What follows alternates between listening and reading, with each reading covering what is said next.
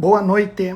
Desculpem, porque eu demorei um pouquinho, mas não estava entrando no ao vivo, estava entrando no Stories. Como a gente não manja, tanto do Instagram, às vezes dá tilt.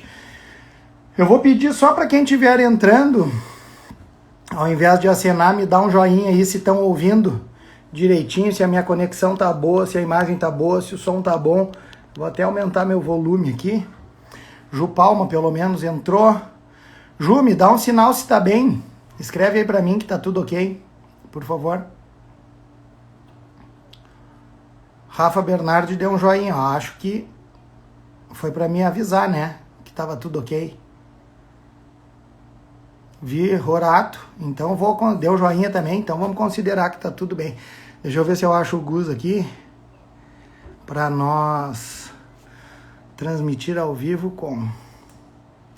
Se o Gustavo entrar pontualmente aqui, eu não vou reconhecer que é o Gustavo. Então eu vou dar mais um tempinho até ele entrar. Vocês vão me dando esse tempo, porque hoje a gente já começou. Ó, gestação 88. Gestação 78, tá aqui, ó. Vamos ver se ele entra com... Porque hoje vai ser um pouquinho diferente a nossa sistemática. Eu não vou sugerir nada, vai ser só pergunta, porque a gente já tá cheio de perguntas para responder. Ó, aguardando gestação 78. Ó, entrou. Fala, meu querido. Tá muito Nicolas Cagezinho. Bueno, tu mandou me arrumar, né? Gente, boa noite. É um privilégio. Mais uma live do Nasce. Um privilégio receber o Gustavo aqui, mas antes de apresentar ele, eu vou fazer aquela tradição de sempre, quando eu estou nas lives, de ler uma poesia para vocês. E eu fui ver alguma poesia sobre nascimento, e eu comecei a me dar conta, na verdade, depois que a Ed, quando eu preparei uma das salas lá do Moinhos para Par Normal, e a Ed colocou um verso na parede, e depois que eu li aquilo ali, eu me dei conta que aquilo ali poderia ser uma grande poesia para o nascimento, e olha como ela é bonita, ó. Ela diz assim, e meus filhos adoram essa música, e o Martim e a Bibi cantam bastante. Diz assim, ó, na bruma leve das paixões que vêm de dentro, tu vens chegando para brincar no meu quintal. No teu cavalo, peito nu, cabelo ao vento e o sol quarando as nossas roupas no varal. A voz do anjo sussurrou no meu ouvido, e eu não duvido, eu já escuto os teus sinais, que tu virias numa manhã de domingo, e eu te anuncio nos sinos das catedrais. Tu vens, e eu já escuto os teus sinais. Ao seu Valença, parabéns. Tu já disse uma vez que não era relacionado a parto ou nascimento essa poesia, mas pode ser, é muito bonita e de muito bom gosto. Hoje nós vamos falar só sobre parto, só sobre nascimento. É uma grande satisfação receber o Gustavo. Para quem não nos conhece, eu e o Gustavo fomos colegas e a gente trabalha junto aí desde que a gente nasceu. O Gustavo é dono do Nasce, o Gustavo é obstetra, mestre e doutor pela PUC. E vou te passar a palavra, Gus, para ver se tu quer fazer uma introdução a esse tema tão polêmico. E aí depois tu me passa de novo, que eu vou contextualizar um pouquinho alguma coisa e dar as regras da nossa live de hoje. Esse assunto, né? Eu e tu horas vinham falando sobre ele e eu sempre tive medo de falar ele assim aberto, em cadeia aberta, porque a gente não tá olhando para quem nós estamos falando e eu tenho muito medo às vezes de a gente ser mal interpretado. Então, eu quero que a gente tenha muito cuidado para falar sobre isso quando a gente coloca um assunto assim, o que é melhor, um ou outro, certo? E de pronto eu vou fazer uma analogia que eu tento fazer com as pacientes, porque nós obstetras, a primeira coisa que elas querem saber é, tá, Gustavo, o que é melhor, é parto normal ou parto cesáreo? E em 2021, eu acho, a analogia que eu faço, e tu me corrija, não sei se tu já viu fazer essa analogia, é mais ou menos como um casamento. A maioria das pessoas aqui eu acho que são casadas. Vamos pensar no dia do casamento. Se eu perguntar para vocês assim, aquelas pessoas que planejaram o casamento a céu aberto, é melhor que esteja sol ou é melhor que esteja nublado? A maioria das pessoas vão achar que é melhor que esteja sol. Mas eu duvido que uma pessoa que planeja um casamento a céu aberto não tem um toldo, porque se começar a chover é só colocar o toldo, entendeu? Agora, não faz muito sentido a gente já botar toldo antes de a gente, de repente, apreciar o pôr do sol, digamos assim, bem na hora do casamento. Então, respondendo já de bate-pronto, se der, com certeza o parto normal ele é melhor. E eu acho que todas vocês, eu acho que tem algumas também que vão dizer assim, mas eu prefiro a cesárea. Se vocês acompanharem um parto normal perfeito e uma cesárea perfeita, a tendência é que quase todas vocês vão para o parto normal. Estou falando do parto normal que tem algumas pacientes que não tem dor, não tem epísio, não tem corte, o neném nasce e nada acontece. Não é a maioria, mas se vocês estiverem diante de um parto desses versus um parto cesáreo, a tendência é a gente escolher o parto normal. E por isso que nós do NASCE, o Edinho também concorda comigo, e nós obstetras do NASCE, a gente diz, em princípio, o parto normal, mas eu não gosto que as pessoas entendam que a gente diga que o parto é normal, ou que o parto normal seja o melhor. As duas coisas são boas. E o que é ruim é quando a gente força. Isso que é perigoso. Quando a gente diz, não, mas eu tenho que nascer só quando o sol se pôr. Daí a gente tem que parar para pensar assim, mas o que é importante? É importante o casamento e a celebração da comunhão do teu marido e o amor que vocês têm? Ou o fato de estar se pondo o sol ou não? E assim como o nascimento, eu não tenho dúvidas que é um momento assim, é o ápice de emoção, talvez de toda uma história de planejamento, 9 meses, a formação de uma família, mas a gente tem que ter muito cuidado quando a gente superdimensiona esse momento. Sejam para aquelas que querem muito o parto, ou seja, aquelas que querem muito a cesárea. Então, eu gostaria, daí já passo para ti a palavra, que assim, a resposta é para quem quer muito o parto, tem que estar preparada para a cesárea. E para quem quer muito a cesárea, tem que estar preparado para o parto. E os dois, tanto o parto quanto a cesárea, são momentos lindos, maravilhosos e humanos que vocês querem ter e que a gente quer proporcionar para vocês. Há quantos anos a gente trabalha junto, Gustavo? 20, eu acho. 20 anos. Mais, 25, desde os 18, 20. E mesmo assim, todos os dias eu estou aprendendo contigo. Muito obrigado. Eu nunca tinha visto e eu contigo, né? Eu nunca tinha visto falar dessa analogia, mas olha só, eu casei 2 vezes com a mesma mulher. Uma no casamento oficial, outra a gente recasou com 10 anos, que seria renovação de votos. E os dois eram a céu aberto, os dois eram para pôr do sol, e os dois choveram. E as 2 vezes foram os momentos mais inesquecíveis das nossas vidas. Então, é exatamente o que tu falou. A pessoa tem que... Eu acho que a gente não vai se colocar aqui para pôr o que é melhor ou o que é pior. Os dois são bons, respeitadas as indicações daquele determinado momento. Antes de mais nada, eu não vou sugerir tema na live, eu vou tentar nós dois nos restringirmos a responder as perguntas. Isso, boa. Porque vai vir uma enxurrada de perguntas. A gente já começou com 10 perguntas iniciais antes da live para responder, e nós vamos começar respondendo essas perguntas, e aos pouquinhos, saudades nossas, e aos pouquinhos a gente, no que for entrando gente nova, pergunta nova, a gente vai respondendo. Eu só queria contextualizar, já que nós estamos falando de parto, porque sempre que vem a palavra parto, vem a palavra humanização, e aí vem aquelas confusões que a humanização traz, que é violência obstétrica, que é intervenção médica e que é parto domiciliar. Então, eu só queria contextualizar um pouquinho de onde vem a questão humanização do parto.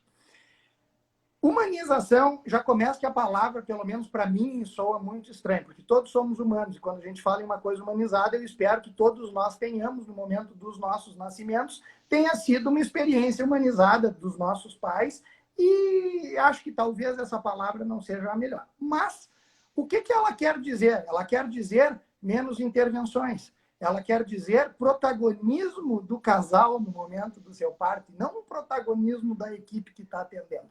E isso veio por quê? Porque desde que surgiu o antibiótico lá em 1928, a cesárea, os nascimentos em geral, eram situações de risco.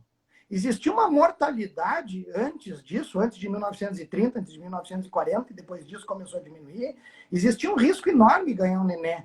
Só para vocês terem ideia, em 1900, a mortalidade neonatal era mais ou menos de 20, 25% dos nenês que nasciam. Imaginem um quinto, um quarto dos nenês, a cada 5 nenês que nasciam, morria. Por quê? Por complicações, por prematuridade, por má técnica, por má prática, mas era o que se tinha naquele momento. Em 1900, em alguns países do mundo, a mortalidade materna, que hoje aqui no Brasil ela continua sendo alta, mas ela é bem mais baixa do que já foi, só para vocês entenderem, mortalidade materna, não estou falando em neonatal de criança, mas materno no Brasil é mais ou menos 50 mortes de mulheres na gravidez ou no parto a cada 100 mil nascimentos. Mas isso, em alguns países africanos, em 1900, era na casa de 1.600, 2.000 mortes maternas a cada 100 mil nascimentos. Na Europa, em Londres, em 1900 e 1940, eu busquei esse dado hoje, era ao redor de 450 mortes. Hoje em dia é menos de 10, na Europa é 2, nos Estados Unidos é 6, no Japão é 8, aqui no Brasil é 50, mas está longe de ser ainda o que é na África, que é 200, 300. Mas naquele momento a mortalidade era muito alta. E o que surgiu? Surgiram métodos como o antibiótico, que se descobriu, por exemplo, que diminuiu a taxa de infecção de cesárea. Existiram métodos de prevenção de trombose, que diminuiu uma das grandes complicações dos procedimentos cirúrgicos das cesáreas, que é o tromboembolismo, e isso aumentava a mortalidade. Então, as intervenções médicas e a hospitalização, principalmente a hospitalização do nascimento, tirar as mulheres de casa, que elas pariam em casa, e levar para dentro do hospital. E dentro do hospital, se utilizar antibiótico, se utilizar profilaxia de trombose, se utilizar todos esses mecanismos, reduziu drasticamente a mortalidade. Então, todas essas intervenções que se fez em um determinado momento da história da obstetrícia, de raspar os pelos, de fazer enema, de fazer a mulher não comer antes do procedimento ou durante o seu parto, de não permitir acompanhante entrando na sala, fazer episiotomia em todos os partos. Tudo isso era para reduzir a mortalidade e se conseguiu.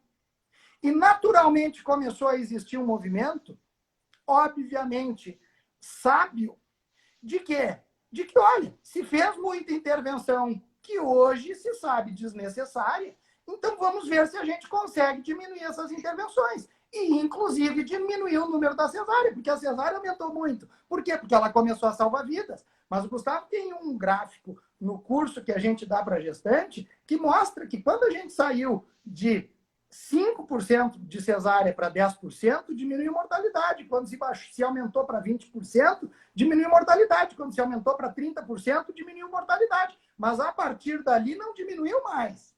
Então, por que se tem grandes números de cesárea? Então, contextualizando isso, todo mundo é capaz de entender que o movimento médico ocorreu, diminuiu a mortalidade, as intervenções ocorreram e hoje em dia se quer diminuir intervenções. Mas a gente não pode usar isso para dizer, então não se tem mais que fazer cesárea em ninguém, não se tem mais que fazer epísio em ninguém, não tem que mais preparar nenhuma mulher dentro do hospital para alguma coisa, que isso também está errado. E aí a gente vai voltar a fazer uma medicina que se fazia em 1900 e, obviamente, os números de complicações vão voltar a existir. Dito isso, e eu não sei se tu quer me corrigir em alguma coisa, eu gostaria de usar tudo isso que eu falei para que durante a nossa duas live... coisas eu quero falar, Edinho, duas coisas que tu falou só para quem está nos assistindo ali, que tu pautou bem essa diminuição da mortalidade e que no Brasil, que é 50 para 1.000, acredito que as nossas pacientes estão escutando é menos que 50, porque isso é média brasileira. Então, vocês que têm atendimento privado, talvez seja menor ainda isso. Isso, 50 em 100 mil, mas só para mostrar, não 50, é 50 isso, em 50 em 100 isso. mil, já Desculpa, é um número 50 em 100 mil, expressivo. mas deve ser Mas um número assim, americano, 10 e em mesmo 100 assim, mil. para vocês entenderem, o governo brasileiro trabalha muito em cima disso. Foi assinado um pacto com a Organização Mundial da Saúde para que até 2030 a gente consiga no Brasil ter índices de mortalidade menores que 30 em 100 mil. Infelizmente, subiu muito agora esse ano por causa do Covid. Subiu, mas agora, assim que passar a pandemia, a gente espera que consiga retomar. Fala a tua segunda coisa. E a segunda questão, só quando começou falando a questão da humanização, o, o, o pilar ou a bandeira muito dessa leva de humanização foi levar o parto para dentro de casa. Que isso, no meu ver e no teu ver também, assim, isso é o mais desumano que a gente pode fazer com o parto em 2021, porque a gente acrescenta absurdamente o risco. Absurdamente, não quero dizer que vai acontecer alguma coisa má, porque foi feita para dar certo. Em números absolutos não aumenta tanto, mas em números relativos é absurdo o risco de tu levar uma paciente para ter parto em casa. São as duas coisas que ele E eu falou. espero que nessa hora a gente possa falar sobre isso, que entre alguma pergunta. Essa vai ser a única coisa que, se não entrar pergunta, eu vou te questionar parto domiciliar, e eu estou cheio de dado real, verdadeiro, para passar em número para vocês. Então, eu espero que a live nos permita falar sobre acompanhante dentro do parto, posições livres de parto, deambulação, que é caminhar do paciente, dieta, preparo, episiotomia, analgesia, parto domiciliar ou hospitalar, parto normal versus parto cesárea. E eu gostaria muito que a gente conseguisse pincelar coisas de fisioterapia pélvica, que parece que veio muito para ficar e contribuir no desfecho das mulheres, e ecografia intraparto, que é uma prática que eu gosto muito de fazer para mostrar como o hospital e a tecnologia pode nos ajudar, sim. Então, primeiro, eu já vou começar a passar as perguntas que chegaram para nós, e aos pouquinhos vai chegando mais perguntas por aí. Gustavo, queria saber quanto tempo esperar entre uma cesárea e um parto normal. Uma paciente tinha deixado uma pergunta. A gente espera pelo menos um ano. Menos de um ano, se tu vai ter um filho no intervalo menor de um ano e meio, isso, para você ter uma ideia, para te ter um filho com 1 ano e 6 meses de diferença, tu vai engravidar com 6, 7, 8 meses de... O outro neném vai ter 7, 8 meses, mas o ideal é que o intervalo entre a cesárea não seja menor que 1 ano. Então tu teria que engravidar com 3 meses o neném para ter essa segunda cesárea. Então a gente gosta que seja mais de 1 ano. Essa é uma evidência bem fraca, tá? Sim. Não se preocupem se daqui a pouco vocês estiverem dando mamar com 2, 3 meses, engravidarem e ganhar neném. Só para vocês terem ideia. Se preocupe que vão tomar um calor com 2 meses pequenos, mas não com parto. Exato, porque só para vocês terem ideia da fraqueza dessa indicação, eu engravidei, a Bibi tinha 7 meses quando a gente engravidou de novo, porque a gente queria ter 2 filhos próximos. Infelizmente, a gente acabou perdendo o segundo, mas o que está escrito, pelo menos, é que um intervalo de 1 ano entre as gestações, como o Gustavo falou, pode reduzir um pouquinho o número, mas é uma evidência fraca, e se engravidarem antes não tem problema. E lembre, não vão engravidar, porque está todo mundo dando mamar, a amamentação inibe o teu eixo ovariano, tu não vai ovular direito enquanto estiver dando mamar. Nos primeiros 6 meses, principalmente, não vão, porque a amamentação é plena. Já entraram 3, mas eu vou dando ordem nas perguntas que a gente já tinha para responder as pessoas que participaram antes. Risco de trombose pós-parto, Gustavo? É maior cesárea do que parto normal. Todo procedimento cirúrgico é maior. Os números, 3, 4 vezes mais, não tem de cabeça. A melhor estatística, a estatística é melhor que a minha. Mas é significativamente maior que o parto normal. Engravidar aumenta o risco de trombose, tá? Eu imagino que talvez essa pessoa que perguntou possa ter algum outro risco agregado. Se tu é uma pessoa saudável, não tem comorbidade, não tem nenhum outro fator de risco, não vai engravidar e ficar preocupada que vai ter uma trombose, que não vai, tá? Vamos começar dessa tranquilização. Mas a gravidez agrega risco, porque o teu corpo, quando tu engravida, o teu corpo está olhando lá para frente, para a hora do teu parto. E na hora do teu parto, vai sair uma placenta que pesa mais ou menos 1 quilo. Então fica um buraco desse tamanho no teu útero, com vasos enormes que alimentaram o nenê, e esses vasos vão ficar sangrando. Então, logo desde que tu engravida, o teu corpo, se preparando para o parto, já vai te tornar uma pessoa hipercoagulável. Então, essa hipercoagulabilidade da gravidez, somado ao fato de que as pernas incham, a gente tem mais dificuldade de retorno venoso, isso tudo aumenta o risco de trombose. Então, a gravidez confere à pessoa um risco 4 vezes maior do que não estar grávida de ter uma trombose. Ter o parto aumenta em 20 vezes esse risco. Então, por isso que é muito importante, quando a gente tem algum fator de risco adicional, depois que ganhou o nenenzinho, talvez usar medidas para prevenção de trombose, seja ela caminhar mais cedo, sair mais cedo da cama, usar meio elástico e, às vezes, necessidade até mesmo de utilização de anticoagulante, e tudo isso vocês discutam com o médico de vocês. Mas é maior, e é maior o risco também na cesárea, comparado com o parto normal, como o Gustavo falou. Parto cesáreo pode ser humanizado, Gustavo? Deve. Na verdade, nenhum parto de um ser humano deve ser desumanizado, né, Jim? Isso é uma premissa que eu acho que as pessoas, todos que estão nos escutando agora, pelo amor de Deus, parto ele é humanizado, independente da via de saída de um bebê, seja vaginal ou abdominal. É, é inconcebível, na verdade, a gente fazer um parto desumano. É que a palavra, como tu colocou lá no início, essa humanizada, é como se os médicos que nos antecederam, que nos antecederam na ânsia de ter menos risco, eles eram mais técnicos. Desumanizavam. Eles eram mais técnicos e esse mais técnico soava desumano, mas isso não é maldade nunca. Imagina o primeiro a pessoa que fez uma episiotomia, será que ele queria fazer um corte na vagina? Não, é porque se ele não fizesse, ia explodir a vagina da mulher, então ia ter laceração de esfíncter e vagina, então hum, com certeza a cesariana ela tem que ser, Perfeito. todo parto tem, dissociem essa Perfeito. parte de via de parto. É que, mais uma vez, como a gente falou no início, se confunde o termo humanização com parir por via vaginal. Humanização é tu ter teu acompanhante na sala, é tu baixar a luz do ambiente para o teu nenenzinho poder abrir o olho logo que nasce ali no teu colo, é tirar o nenenzinho e deixar um tempo ligado o cordão com a placenta para a gente diminuir a anemia no nenê, é depois desse tempo que se ligou o cordão, permitir que os pais participem do parto, e os pais possam ligar o cordão, é entregar o nenê e fazer contato pele a pele, deixar essa golden hour do nenê junto com a paciente. E tudo isso é possível na cesárea e a gente não pode pensar, porque 10 a 30%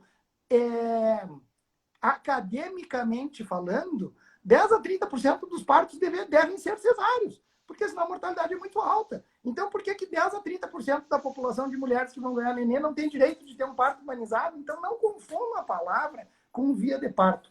Por favor. Vou fazer uma das que veio e uma das que está entrando também, para não prejudicar as pessoas que estão mandando pergunta agora. Uma pessoa logo que entrou perguntou sobre analgesia, Gustavo.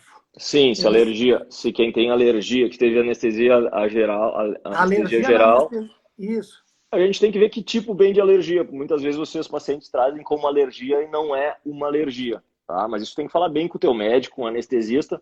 Mas o que eu posso dizer para vocês é que não existe melhor lugar para se ter um evento alérgico dentro do hospital com o anestesista do teu lado, digamos assim, entendeu?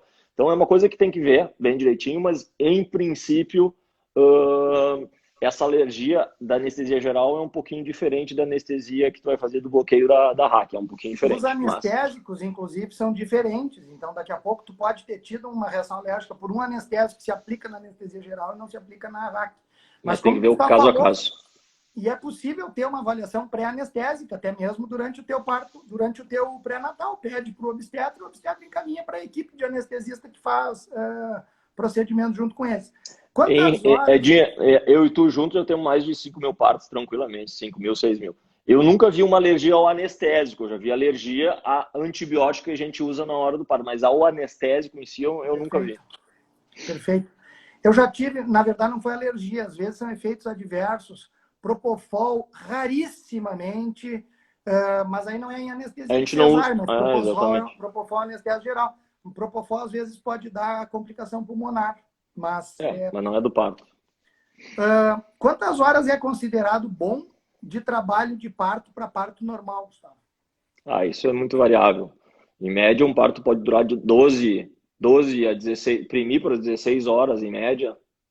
É que daí depende muito também quando a paciente considera o que é que ela começou com o trabalho de parto, né? Tem paciente que começa com contração às 8 horas da noite do dia anterior, mas consegue dormir e vai para o hospital às 6 horas. A gente considera quando?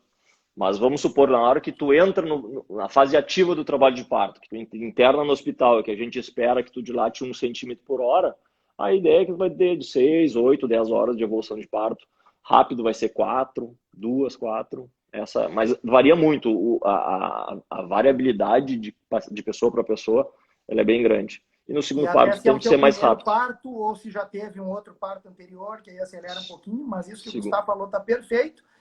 Mas uma coisa que é bem importante às vezes, até para quem planeja ter um parto vaginal, discuta com o seu obstetra isso no pré-natal, principalmente quando está em período expulsivo, porque uma coisa é a gente dizer assim para vocês, ó, É normal, porque a gente não sabe exatamente a hora que tu tá já em trabalho de parto ativo. Fase ativa, uma Quando discussão. tu tá em fase ativa, é aquele momento que o teu colo tá dilatando mais ou menos numa velocidade de 1 centímetro por hora e tu tá com mais ou menos uma contração a cada 3, 5 minutos. Isso é fase ativa de trabalho de parto.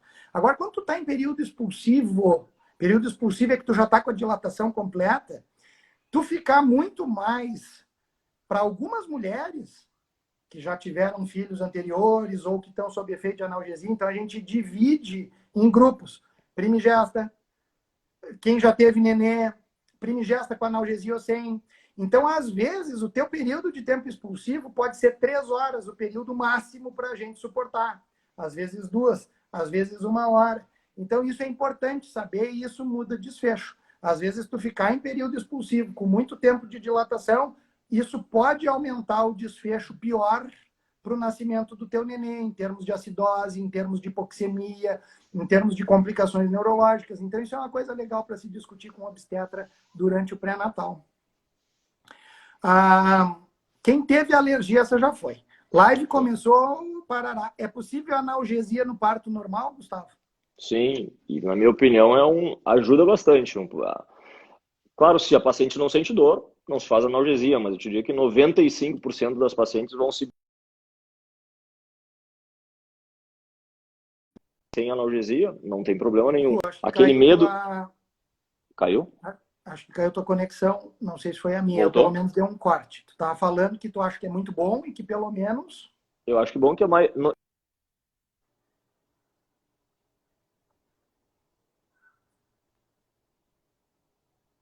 Acho que o Gustavo está um pouquinho de... Está com algum problema. Gente, só me deem uma sinalização se o problema está na minha e vocês estão me vendo, ou eu parei, ou a do Gustavo. Porque deu um bloqueio lá. Acho que talvez seja o Gustavo e eu vou continuando fazendo a live enquanto ele se vira. Me deem um retorninho aí.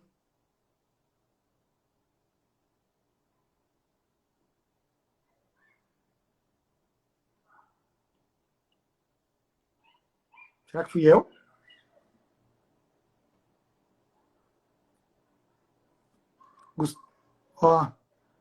Gustavo congelou. Tá, então continua comigo, eu vou ver se eu encontro ele, vamos ver se ele volta aqui. Então, só falando um pouquinho da... Só o Gustavo caiu, beleza. Então, só falando um pouquinho de analgesia de parto, que perguntaram ali, é possível a analgesia de parto, cada vez ela está sendo feita com menos dose de anestésico. Os anestésicos, eles estão sendo elaborados para cada vez permitir... me coloca novamente, vou te colocar. Os anestésicos, gente, estão sendo preparados para cada vez permitir a paciente ter menos bloqueio. Não encontrei o Gustavo aqui, ele pediu para entrar, mas não achei. Só um minutinho que eu já respondo para vocês. É que tá cheio de gente essa live.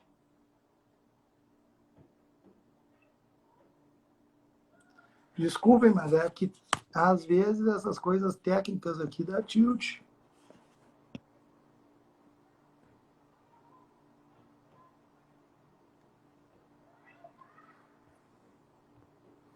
Gusto, pediu para entrar. Tu me botou aqui, ó. Me bota de novo. Mas tu não apareceu lá. Agora foi.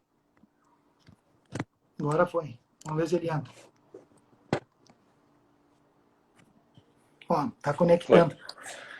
Achei que tinha saído um gol do Fortaleza, cara, e tu tinha ficado nervoso. Não, nem tô vendo. Mas só para continuar. 4G caiu. Só continuar. A analgesia está cada vez com anestésico mais seguro, com menor dose sendo feita. É claro que tem pessoas que vão chegar para vocês e relatarem assim, ó.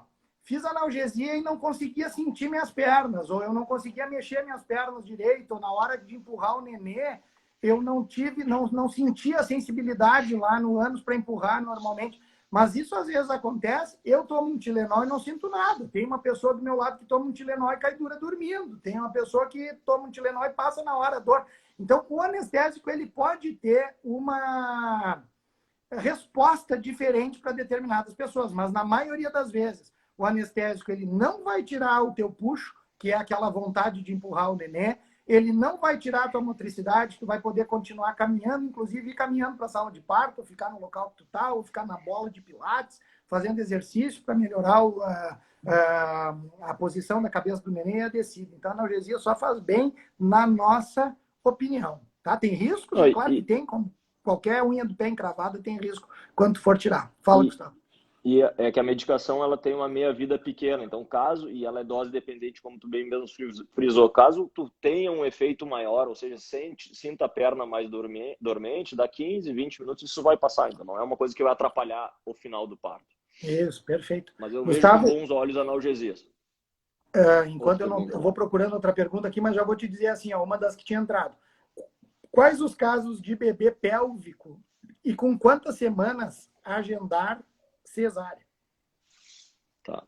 É entre 39 e 40 semanas. A gente acredita que o nenê abaixo de 39... Eu acho que a pergunta é aquela questão de entrar em trabalho de parto ou não, né?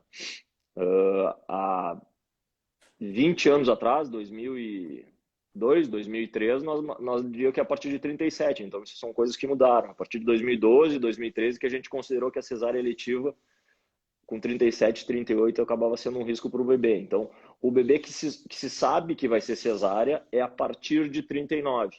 E algumas pacientes querem muito entrar em trabalho de parto porque ela acredita que o neném estaria mais pronto e seria melhor que uma cesárea eletiva. É discutível isso. Se tu tem um neném bem datado e ele tem mais de 39 semanas, quando tu compara uma cesárea eletiva e o neném que nasce com trabalho de parto ou de via vaginal, eles têm o mesmo desempenho. Então, nós não acreditamos que tem esse benefício, é mais uma sensação da paciente, dizer assim, ele escolheu a hora, certo? Então, a partir de 39, no meu ponto de vista, o nenê escolher a hora não é uma coisa tão significativa. E às vezes até é importante dizer, e né, lembrar que e lembrar que quando tu espera entrar em trabalho de parto, tu começa a entrar num processo, às vezes, de urgência, que eu vou dizer. Então, tu sabe que vai ser cesárea. Então, a Bibi era pélvica, não era, Jim? A Bibi era pélvica. Então, e ela rompeu o bolso antes. Rompeu o bolso. Mas, se a gente sabe que vai fazer uma cesárea, por outros motivos, é melhor o risco de uma cesárea eletiva do que uma cesárea de urgência, porque tu pode romper a bolsa às 3, 4 da manhã, chegar correndo no hospital com 3, 4, 5 centímetros de dilatação. E isso é uma cesárea que tem um maior risco de infecção e maiores complicações. Então, na minha opinião, se o nenê está pélvico, não precisa também ser 39, mas assim, 39 mais 1, mais 2, é um detalhe. Mas, para mim, a partir de 39, qualquer momento. E importante isso que o Gustavo falou, porque não aumenta só risco de infecção, aumenta risco de infecção, aumenta risco de trombose, aumenta risco de lesões lá na hora, porque às vezes a gente abre correndo a barriga para tirar um nenê que está encravado lá embaixo, tem lesão de uterina, tem hemorragia, né, um monte de coisa. Uma coisa contrabalança a outra. Esse pouco benefício que talvez tenha realmente entrar em trabalho de parto é contrabalançado pelo risco da urgência. Então, havendo necessidade a partir das 39, está super indicado agendar. E uma coisa, até para endossar isso, tem saído alguns trabalhos na literatura comparando nenés que têm nascido de parto normal, não de cesárea, mas os que têm nascido de parto vaginal, com 39, com 40 e com 41 semanas, aqueles que desencadearam espontaneamente seus trabalhos de parto.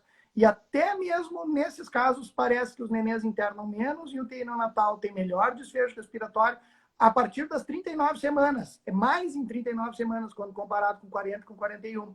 Então, realmente, 39 está prontinho e é o momento certo de nascer.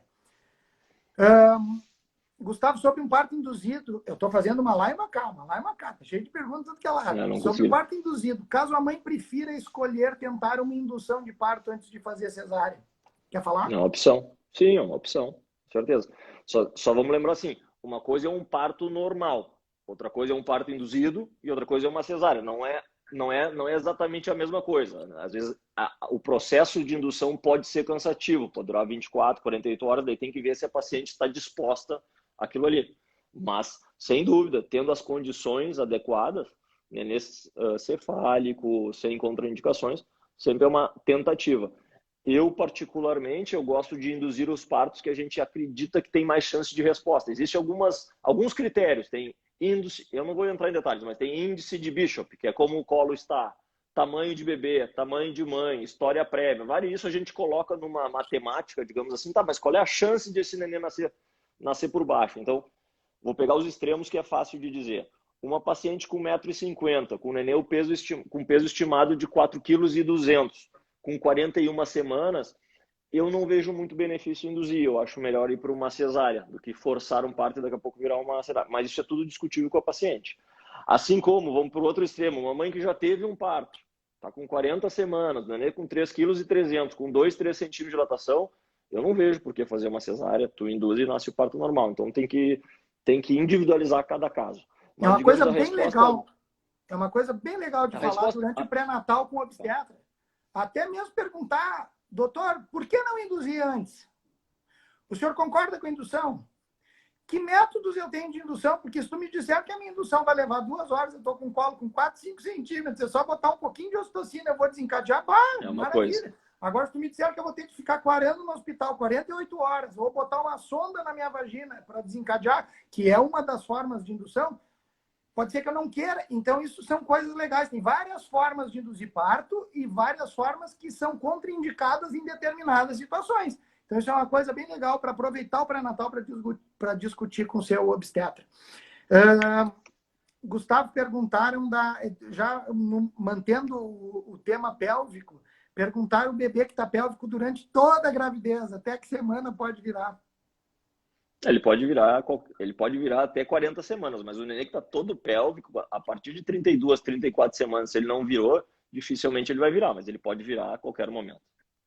Eu já vi nenê virar na hora. 35. Eu já vi nenê virar na hora, mas geralmente esses que viram na hora, eles não viram bem. São nenês que ficam altos, são nenês que não encaixam. Muitas vezes o motivo mesmo que ele não virou, ou às vezes é a bacia da mãe que não é própria para o nenê virar e ter um parto normal. Às vezes é a placenta que está num local que não está permitindo o nenê virar. Às vezes é um cordão muito curto que não permite ele dar um loop lá dentro da barriga e virar a cabeça para baixo. E às vezes forçar isso é uma coisa que está muito associada a mau desfecho, às vezes descolamento de placenta, acidentes placentários.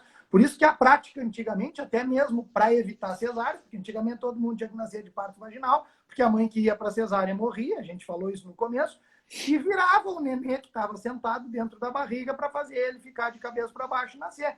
Hoje em dia, eu não vou dizer que é uma coisa que está proscrita, porque em alguns países ainda se faz, mas é uma prática que está muito associada a desfechos placentários adversos, porque a gente está forçando muitas vezes uma coisa que a natureza ou a anatomia daquele momento não deixou acontecer. Gustavo, um tema bem polêmico agora. Qual o limite para marcar uma cesárea? Polêmico não, mas é bastante discutido. Qual o limite para marcar uma cesárea se o desejo é parto normal e a mulher ainda não tiver dilatação ou contração? Eu diria que o meu limite é 41 semanas, mas existe possibilidade acadêmica e científica de tu convencer a pessoa a ir até 42 semanas. E daí por isso que tu tem que estar muito casado ou de acordo com a equipe que está cuidando de ti, entendeu? Então, essas coisas é bom lá no começo já perguntar, mas até quando a gente espera? Mas eu te diria que 90% das respostas dos obstetras vai girar nos 41 semanas. Mas não é uma má medicina ir até 42 semanas, digamos assim. E acho que talvez até mais do que 90 a resposta. Talvez seja as 41 semanas. Só se vai ir até as 42 desde que se tenha bons métodos, talvez próximos a nós, de avaliação desse nenê. Se tu não tem como avaliar o teu neném depois das 41 semanas, nem pensar em ir adiante. E, como eu disse, desde 2016 se tem estudado bastante aquelas pacientes que já têm alguma coisinha de dilatação, induzir até mesmo o seu parto normal a partir das 39. Talvez se daqui a 2 ou 3 anos a gente estiver fazendo essa live de novo e vem essa mesma pergunta, a resposta possa ser diferente. Hoje, até 41, mas a gente tem visto que os nenéns que nascem com 39, comparado com os de 40, comparado com os de 41, talvez tenham melhores desfechos. Isso é importante. Sempre a gente lembrar que a verdade que a gente tem hoje em medicina pode ser a mentira de amanhã. Muito importante. Principalmente sobre esse assunto, principalmente. Eu nasci de 42 semanas e 2 dias, mas hoje, em junho de 2021, se tu me perguntar qual é o melhor momento do neném nascer, eu diria que é entre 39 e 40 semanas. Esse eu acho que é o melhor momento. Não estou dizendo que a gente não tem problema passar um pouquinho de 40, não tem problema nascer um pouquinho de 39. Estou falando assim, ó, a cereja do bolo, né, que eu acho o melhor momento. 39 e 40. O bebê não está mais sujeito, muito mais sujeito a riscos e intercorrências em um parto normal comparado a um parto cesáreo, Gustavo? O muito eu não gostei, porque senão a gente não faria parte de ninguém, né? Mas sim, a gente tem que dar, assim como a mãe está mais sujeita a ter uma infecção quando tu faz um corte na barriga, quando tu tenta o parto vaginal, sim, o nenê tem mais riscos de hipóxia, por exemplo. Todo mundo tem, é um medo, todo obstetra e toda mãe tem esse medo, tá? Mas meu nenê pode acontecer? Pode acontecer. Porque se não pudesse acontecer, daí eu ia dizer, pode ter parto em casa. A gente está dentro do hospital justamente para isso, porque nós estamos conduzindo um parto que, caso a gente acha que tem alguma chance de ter alguma lesão no canal de parto, a gente rapidamente vai fazer uma cesárea, certo? Então, essa é uma pergunta que tem que ter muito cuidado para falar assim aberto para vocês, porque senão parece que, mas se o nenê tem mais risco de parto vaginal, é óbvio que tem que ser feito cesárea, não é isso. Não Ele é tem só mais um risco, risco sim. que se mede, não é só um risco que se São mede. milhões de riscos. Todos os Exatamente. riscos do nenê, tem todos os riscos da mãe. Se vocês pegarem... Eu jogo que nenhuma de vocês que está vendo a live conhece alguma mulher que morreu numa cesárea. Agora, se tu pegar 1 milhão de mulheres que fazem cesárea e 1 milhão de mulheres que são submetidas a parto normal, o índice de morbidade grave e mortalidade pode chegar a 5 vezes maior na cesárea. Porque pensem comigo, tu chega no hospital e tu abre as pernas, empurra e faz o nenê sair. Muitas vezes sem nenhuma lesão, sem nenhum corte, sem nada. Na cesárea, tu corta a pele, tu corta a gordura, tu corta a poneurose, tu corta músculo, tu corta peritônio, tu corta o músculo do útero, tu tira o nenê e tem que fechar tudo isso. Com risco de ter lesão na bexiga, com risco de ter lesão no intestino, com risco de infecção, com risco de hemorragia, maior comparado ao parto. Então, esses riscos se aplicam muito mais na mãe. Mas uma resposta bem legal a essa pergunta que foi feita é assim, o nenê não está mais sujeito a riscos em um parto normal em comparação à cesárea? Eu gosto de responder assim, se está indicado uma cesárea, esse nenê corre inúmeros mais riscos num parto normal. Então, tudo vai depender do pré-natal e depender da gravidez. E a gente respeitar as indicações. Se não houver indicação de cesárea e não houver risco, o risco é pequeno. E ele é um pouquinho maior relacionado a isso que o Gustavo falou, de hipóxia no parto, porque a contração é um evento hipóxico.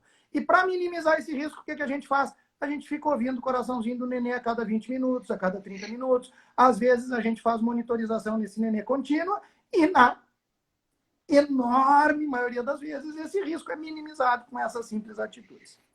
Deixa eu fazer um link com uma pergunta que entrou antes ali, Edinho. Que Aham. ela teve um parto normal e queria saber se no segundo parto ela teria menos risco. Isso é uma coisa também. Quando tu faz um parto numa paciente, tu testou a bacia dela e deu tudo certo, essa segunda gestação tu vai mais tranquilo para ela, com certeza. Então, sim, tu tendo um parto normal te coloca numa situação mais tranquila, não isenta de risco, mas mais tranquila do que na primeira. Assim como a cesárea é o inverso, fazer a primeira cesárea tem um risco. Fazer a segunda cesárea, onde tu já tem aderências, já tem um risco um pouquinho maior. A terceira, a quarta, a quinta nem se fala. Então, tem mais essa condição. Sim, o nenê está em risco de daqui a pouco no parto ter alguma coisa, mas tu fazer 3, 4, 5 cesáreas numa paciente é um risco bem importante, talvez que essa paciente tenha de ter alguma complicação. Então, eu acho que é importante isso. Maravilha, tu respondeu aquela, né? Tive bebê de parto normal, se outro bebê mais fácil. Isso. Beleza. Gente, só para dizer para vocês que a gente adoraria ler todos esses elogios que tá chegando aqui, carinho, é verdade. Mas nos envaidece muito, a gente é muito grato, mas senão nós não vamos responder nenhuma pergunta. Isso daqui é um viés, na verdade, né? Nós somos os mensageiros dos bons momentos de vocês, né? Graças a Deus, né, Edinho? Isso aí. Quanto tempo depois de uma cesárea a mulher pode voltar a jogar tênis? 30 dias. Tá, perfeito. Alguém perguntou aqui por que 41? Será que estavam perguntando alguma coisa pra gente, Gustavo? Acho que não, né? Não sei por que 41. Não sei também, mas eu acho que foi para alguma pergunta. Porque a partir de 40 semanas a gente já faz uma monitorização do nenê. Deve ter sido isso aí. Deve ser isso, assim. A partir de 40 semanas, o protocolo até 41, a gente já faz 2 monitorizações ou 3. Ou seja, a partir de um certo momento, a placenta começa a ficar insuficiente para aquele bebê. Então, ela nutre muito bem aquele nenê, ele começa a ter a falência da placenta. Até talvez seja um dos starts do trabalho de parto. A placenta começa a não ser suficiente, diminui a progesterona e começa o trabalho de parto. Então, A partir de 40 já aumenta a risco. vigilância do nenê. Eu vou te responder assim, ó, por que a gente não vai acima de 42 semanas? Porque tem mais chance de mortalidade do bebê. Entre 41 e 42 semanas não se mostrou esse aumento de mortalidade, então se permite ir até 42 semanas, mas já se provou que tem mais mecônio, líquido meconial, que é quando o nenê faz cocô dentro da barriga, entendeu? Então a pergunta por que 41 é mais por isso, porque a gente sabe que a partir de 40 esse risco para o nenê dentro da barriga começa a aumentar. E tranquilamente, a partir de 42, ele tem mais risco de morrer. Então, E o acima de principal 42... disso do 41 especificamente é porque um monte de trabalho europeu, principalmente, mostrou que os nenezinhos de 41 comparada com os de 42, esses de 42 tinham mais cocô, eles já tinham evacuado lá dentro da barriga. Na maioria das vezes não por sofrimento, mas simplesmente porque o intestino começou a fazer peristalse e ele evacuou. E ele, quando nasce com esse cocô, ele aspira, né? O nenê chora, ele está com a via aérea toda cheia de mecônio, e ele chora e joga para fora. Mas alguns, na hora depois que chorou, quando fez isso aqui, pode encher a via aérea de mecônio, e isso aí está mais associado, tá bom? Está mais associado à mortalidade neonatal, daí a mortalidade depois do nascimento. Então, por isso, 41 semanas também. Quem fez cesárea e abdominoplastia, putz, entrou de novo aqui. Quase que eu te fechei. Quem fez cesárea e abdominoplastia, lê aí, Gustavo. Aqui, ó. Qual quem ideal, já parto fez... normal ou cesárea? De novo, se der para ser parto normal, melhor. Sempre. Se o casamento puder ser com sol, eu acho melhor, sempre. Mas se não tivesse, faz a cesárea em cima da abdominoplastia. Mas lembrem assim, ó. Quantas cesáreas? Talvez essa pergunta possa ser modificada assim. Quem já fez cesárea e abdominoplastia? Ok, mas essa foi tua primeira cesárea ou a segunda? Porque se foi a segunda, se foi a segunda, obrigatoriamente vai ter que ser cesárea depois, porque senão aumenta o risco do teu útero romper em trabalho de parto se tu tiver um parto normal após uma segunda cesárea. Agora, se foi uma cesárea só, pode desencadear trabalho de parto normal. E eu vou te dizer, particularmente, eu prefiro não mexer na tua barriga depois de uma abdominoplastia, onde tem muito menos vascularização naquela pele, naquela gordura, naquele tecido remanescente, tem bastante mais fibrose para a gente abrir durante a cesárea, do que nascer por parto normal. Eu, particularmente, gostaria que, se tu pudesse nascer de parto normal, tu tivesse essa oportunidade. Quanto tempo depois de uma cesárea do ali tem uma, deixa eu ler uma que eu gostei ali. Tem a Maria colocou: tive todos os tipos de parto, mas o que mais me senti melhor pós-parto foi o parto natural sem analgesia. Eu não tenho dúvida, Maria. Ela teve mesmo, Gustavo, todos os tipos, porque essa daí é parideira. Ela tem uma galera em casa. Então, mas sem dúvida, esse é a Maria.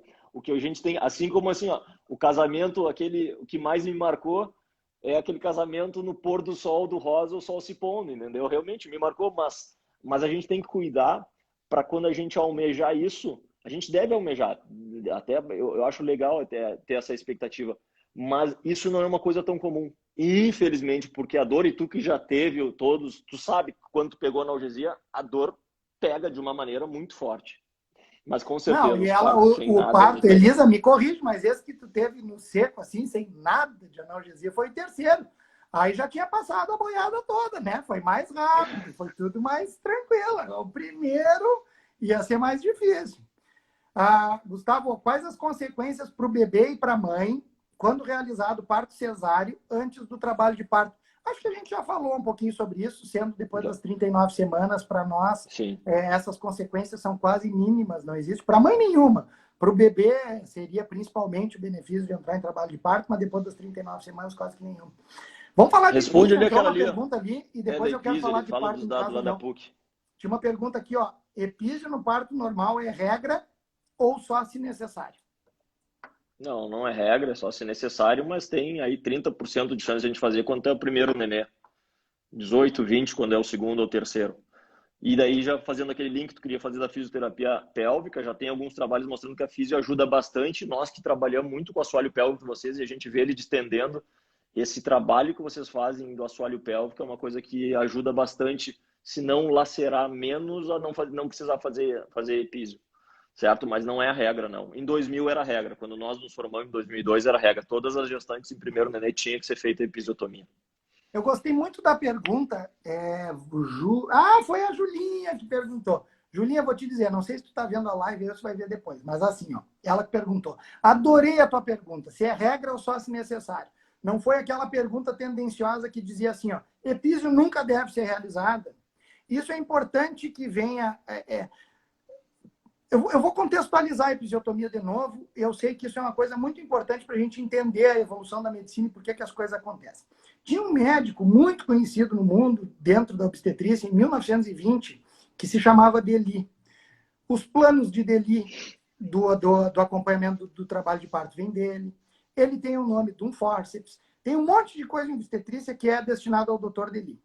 Dely, ele publicou uma vez, em um periódico médico, que fazer episiotomia diminuía as lacerações, facilitava o parto e diminuía os riscos das mulheres. Depois o Dr. Dely publicou isso, todo o meio médico que seguia muito as coisas que o Dr. Dely falava, eles começaram, bom, então virou regra, e nós vamos começar a fazer episiotomia em todo mundo. E de 1920 até 1983, isso são 60 anos, ninguém contestou as coisas que o Dely falou. Em 1983, 2 pesquisadores americanos chegaram e publicaram num jornal muito conhecido no mundo e disseram o seguinte, isso que o Dr. Dely falou, porque vejam, em 1920, a medicina era baseada em experiência. O Gustavo fazia uma coisa, ele via que era melhor e ele dizia para os outros que as coisas eram melhor. E depois de 1960, 70, 80, a medicina ela começou a ser baseada em evidência. São as pesquisas, são os ensaios clínicos, são os estudos observacionais. Várias pessoas fazem uma coisa, várias pessoas fazem outra, e a gente vê quais desfechos são melhores. Então, os médicos americanos disseram, mas isso que o doutor Dely falou não tem evidência científica nenhuma. Nós estamos fazendo epísio simplesmente porque um cara em 1920 disse que era para fazer. Desde lá, despencou horrores as episiotomias. Eu falei em 1980. Até que em 2009, veio uma publicação num banco de dados mais importante, talvez, do mundo, que a gente chama de Cochrane. Então, veio uma revisão da Cochrane que publicou que fazer episiotomia em todo mundo, como era a prática antiga, e fazer episiotomia apenas em alguns casos, essa episiotomia de alguns casos era muito melhor em termos de diminuir o número de lacerações de 3º e 4º grau. Quando eu estou falando 3º e 4º grau, estou falando em esfíncter do ânus e estou falando de reto. Então, diminuía muito mais as lacerações, tu fazia episiotomia seletiva, tu tinha muito menos complicações para as mulheres. Então, de 2009 para cá, se diminuiu mais ainda o número das episiotomias. A questão é que, em todos esses países, e eu trago para vocês números, 1983, o índice de episiotomia nos Estados Unidos era 70%. Em 2000 caiu para 20%, e em 2018 caiu para ao redor de 15%. Inglaterra, em 2000, era 19%. Em 2012 caiu para 15%. Por que eu digo isso? Porque essa diminuição de 20% para 15% na Inglaterra, onde eles são super favoráveis ao parto vaginal e menos intervencionistas que os outros, na Inglaterra, eles tinham uma incidência de laceração de ânus e de reto ao redor de 2%. E essa redução de 20% para 15% no número de episiotomia aumentou as lacerações de 3º e 4º grau de 2% para 6%.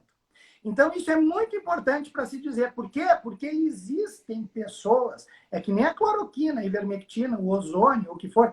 Existem publicações, vou pegar o ozônio, não vou pegar as outras que são mais discutíveis, mas o ozônio não tem evidência nenhuma. Mas tem publicação lá que diz que o ozônio tira o coronavírus.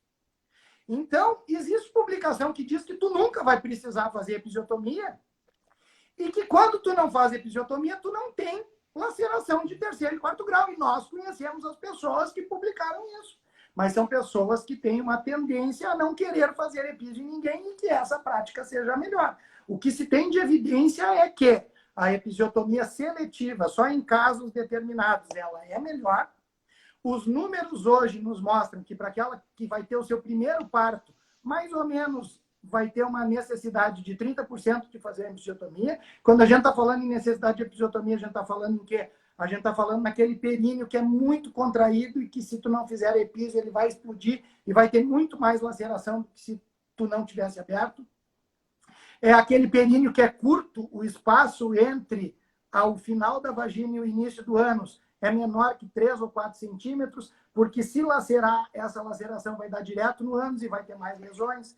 É aquele nenê que está em sofrimento, que tu tem que colocar um fórceps ou que tu tem que colocar um vácuo para tirar o nenê. Então, são casos individualizados. Se é o teu primeiro parto, é 30% a chance, e se é o teu segundo parto para frente, fica entre 12% e 15%, mais ou menos, a necessidade de se fazer. Mas, em hipótese alguma, é violência obstétrica. Isso é uma coisa muito importante da gente falar, porque se confunde intervenção médica com práticas cirúrgicas ou práticas médicas necessárias para que naquele momento a gente não tenha nem lesões no bebê e nem lesões na mãe. Quer falar alguma coisa sobre isso mais, Gustavo?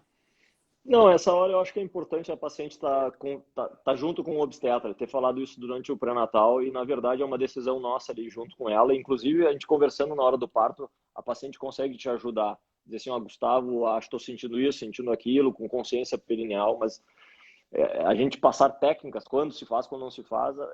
Eu se fosse mulher, dizia assim, tá, escolhe o obstetra Contigo. e ele vai te ajudar. Isso E aí. ele vai decidir se ele faz ou não faz. Deixa eu ver que oração que eu tenho que ver num outro. Acho que nós vamos ter que fechar já. Faz uma hora que nós estamos incomodando eles. 20... Tem uma pergunta ali. Eu entrei às 7 horas em trabalho de parto e às 10 o bebê estava no meu colo. Maravilha, melhor que isso, impossível. E a tendência, assim, o segundo ser rápido também. Gustavo, perguntaram cinta corporal após o parto. Eu acho que cinta corporal não ela aperta demais. Eu gosto mais aquelas calcinhas mais de colã, que te dão uma sustentação, porque realmente a barriga de vocês fica mais flácida. A cinta é mais se tu vai num evento que tu quer ficar muito certinha no vestido, e normalmente vocês não têm nenhum evento 3, 4 meses depois, mas eu não acho que cinta seja uma coisa que... Mas é importante saber também que não tem nenhuma contraindicação. Às vezes tu vai para uma cesárea, tu tem aquela sensação de barriga solta, que está tudo solto lá dentro, e às vezes a cinta dá uma sensação corporal de maior estabilidade e pode ser necessária, fica pela vontade. Tamanho do bebê influencia na via de parto? Tamanho de bebê influencia, é óbvio. Só que assim, a gente vai contraindicar um parto via vaginal acima de 4.500. Então, quantos nenês eu fiz? 5, 6 nenês nascer de 4.500 para mais. Então, e tem uma outra coisa. A gente tem que ter muito cuidado quando a gente diz o peso do nenê, porque a gente pode errar. Então, daqui a pouco tu vai dizer assim, 4,2 kg, vamos fazer uma cesárea porque ele está muito grande. Daí tu faz uma cesárea, nasce com 3.750, 3.800, a gente pode ter esse risco, entendeu? Então tem que ter muito cuidado para indicar via por tamanho absoluto de peso do bebê. A gente tem que avaliar todo o contexto. Por isso que às vezes eu gosto que entrando em trabalho de parto consegue ver melhor. Se o peso do neném é estimado maior, tem que ser um parto mais difícil. O neném menor, um parto mais fácil. Gustavo, últimas considerações para ti. Fala aí, 1 minuto e eu vou falar 1 minuto também. Última consideração, eu gostaria de falar, eu queria recapitular, então, já que o tema era cesárea e parto, que agora, por que a gente fala tanto cesárea e parto? Porque antigamente, eu estou vendo o Vikings agora, que eu estou gostando muito, minha mulher me abandonou, que achou meio grosseiro o filme, mas é 700 depois de Cristo, e ali os partos eram animais. Por que se fala tanto parto? No momento parto, porque naquele momento, naquela época, ele era determinante, ou a mulher morria, ou o neném morria, ou a gente via se o neném tinha uma malformação, então era um momento muito impactante na vida de toda a sociedade. Não estou dizendo que ele não seja agora, mas agora o parto está muito mais controlado, a gente não vai acontecer nada de errado no parto normal. Então eu gostaria de começar a promover uma mudança desse foco do parto e da cesárea, que a gente focasse muito nos 1.000 dias de vocês, tá? Isso eu, Edinho, e nós da equipe do NAS temos falado bastante sobre isso. Cada vez mais tem publicações sobre isso. A Organização Mundial da Saúde só fala nisso. Agora tem verbas pesadas de pesquisas. E o que são os 1.000 dias, na verdade? Vocês, quando engravidam, vocês entram lá no consultório como um casal. E vocês saem como uma família. Então, o nascimento é um dos eventos dessas várias mudanças que vão acontecer com vocês. Então, eu gostaria que vocês focassem muito no momento da gestação e os 2 anos primeiros da vida dos filhos de vocês para mudanças de hábitos, porque daí isso sim já é científico. Na gestação, vocês estão 6 a 8 vezes mais propensas a fazer mudanças de hábitos. Se a gente pedir para vocês começarem a beber água, começarem a caminhar, começarem a ter uma vida mais saudável, você tem 6 vezes a 10 vezes mais chance de adotar essa medida. E isso sim vai fazer muita diferença na vida de vocês e do filho de vocês. E daí, fazendo uma analogia com o parto, eu pergunto para vocês assim, o que é mais importante para um bebê? Que uma mãe, de repente, pare de fumar durante uma gestação, do que em vez de ele nascer de parto normal ou cesáreo? O que é mais importante? Que a mãe comece a fazer exercício na gestação, se alimente bem, adote hábitos de alimentação saudável, do que a via de parto? Então, cada vez mais vocês vão ouvir falar nisso, e nós no NASCE, a nossa equipe multidisciplinar está focada muito nisso. Que a gente adote nesse período que vocês estão propensos para mudanças, hábitos saudáveis que vão interferir diretamente na saúde do bebê de vocês e da família de vocês como um todo. Então, cada vez mais a gente vai fazer live e desses mil dias, e eu gostaria que o parto normal e a cesárea entrasse uma coisa, acalme o coração de vocês. Lembre que vai ser ou com sol ou com todo. Não vai ser muito diferente disso, mas o que importa é vocês casarem felizes, em terem um nenê saudável e que constitui uma família muito saudável e muito legal, que a gente consiga crescer com isso. E perca um pouquinho desse medo, porque 2021 realmente nem o parto normal, nem a cesárea vai acontecer nada errado. Os dois vão ser maravilhosos e imunizados. Foi mais de 1 minuto. Eu quero encerrar, e vocês, quem me conhece sabe que eu gosto muito de número, né? Porque o número nos ajuda muitas vezes a nos nortear. Muitas vezes não, nos ajuda sempre a nortear qual é o melhor caminho. E a gente não falou na live sobre parto em casa ou parto domiciliar, ou parto no hospital. Talvez a gente faça uma outra live só, porque esse aqui era parto normal cesárea. Talvez a gente faça uma só de parto em casa no hospital.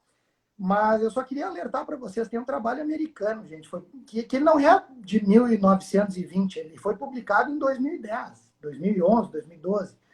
Ele é um acompanhamento, mais ou menos 1% de todos os partos nos Estados Unidos, eles são domiciliares, tá? Só para vocês entenderem. Então, esse trabalho comparou, tem 15 milhões de nascimentos ali, entre os anos 2007 e 2012. Então, o trabalho é publicado depois ainda, foi publicado em 2014. Nesses 15 milhões de nascimentos, quando comparou parto em casa ou parto no hospital, o que eles mostraram? Não importa quem fez o parto. Aí eu estou falando nos Estados Unidos, não estou falando para cá, não traduzam uma obstetriz, uma enfermeira obstétrica americana comparada com uma brasileira.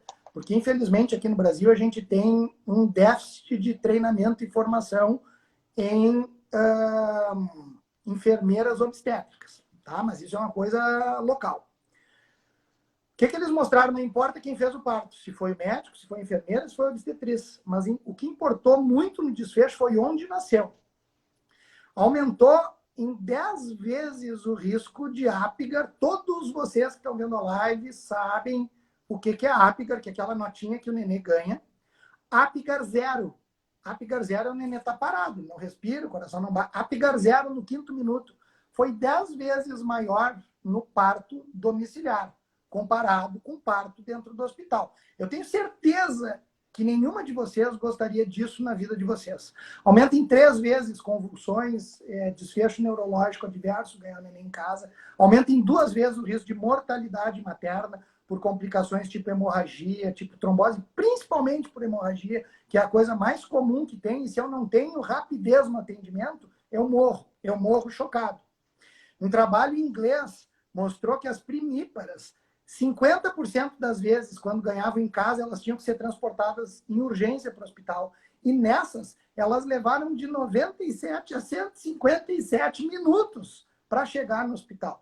Então, gente, uma coisa que o Gustavo sempre gosta de dizer nos cursos que a gente dá, é muito mais fácil a gente tentar transformar o hospital na casa da gente e ter o parto no hospital do que transformar a casa da gente num hospital, a casa da gente numa UTI.